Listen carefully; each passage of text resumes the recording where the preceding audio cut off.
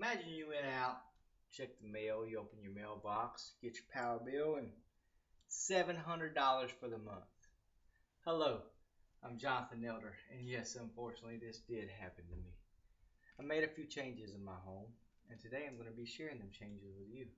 I'm going to be informing you on how to save money on your electric bill. Now, to learn how to save money, first you got to understand where that energy is coming from. So we're going to be discussing the larger items in your home, such as your heating and air conditioning unit, your dryer, and also your hot water heater. So let's go ahead and begin by discussing your heating and air conditioning unit. The optimal temperature that your unit should be set on is 78 degrees in the summer and 68 degrees in the winter. Now I know that sounds a little harsh, but according to MeriPower.com, for every degree above or below you go outside them settings, it's going to affect your power bill by 6 to 8%.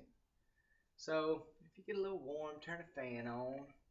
If you get cold, go get a blanket or go get yourself a Snuggie. Another way to cut costs on your heating and air conditioning unit is your vents. You want to make sure that your vents stay open. A lot of people like to close the vents and then close the door if they're not actually using that portion of the house. That will actually damage the unit, but it also affects the airflow as far as in the ductwork itself when it goes up to the unit and it's shut and then it has to come back.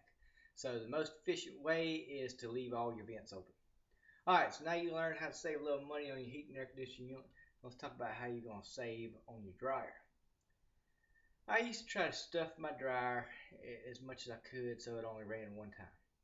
And I'd find it'd be running an hour and a half, 2 hours.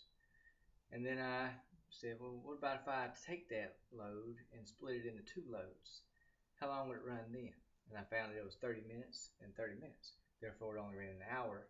So I was saving myself a half hour each time I was running the dryer. Another way to cut costs on your dryer is to make sure that your lint trap is always clean. The lint trap acts as a filter for your dryer. The air sucks through and goes through your lint trap.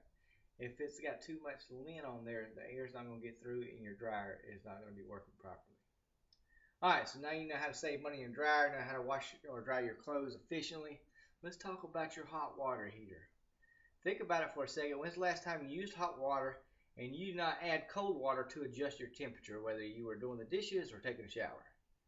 If you had to add water, your hot water setting is too high.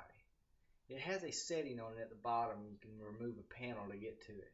And it's usually minimum to maximum. Every time I've always checked mine, it is set on the maximum. Go ahead and set it all the way to the minimum. I promise you, you're still going to have enough hot water to wash your clothes or do your dishes or take a shower. You're just not heating it up to the level that you were before, but now you are actually saving money on your electricity.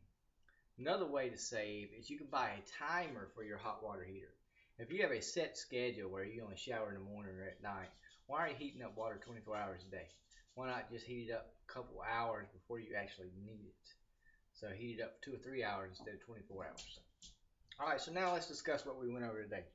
We discussed how we're going to save you money on your power bill by lowering your costs, how you manage your heating and air conditioning unit, your dryer, and your hot water heater. I hope you learned something today. I hope you can go apply these things to your home so you can start saving money as well.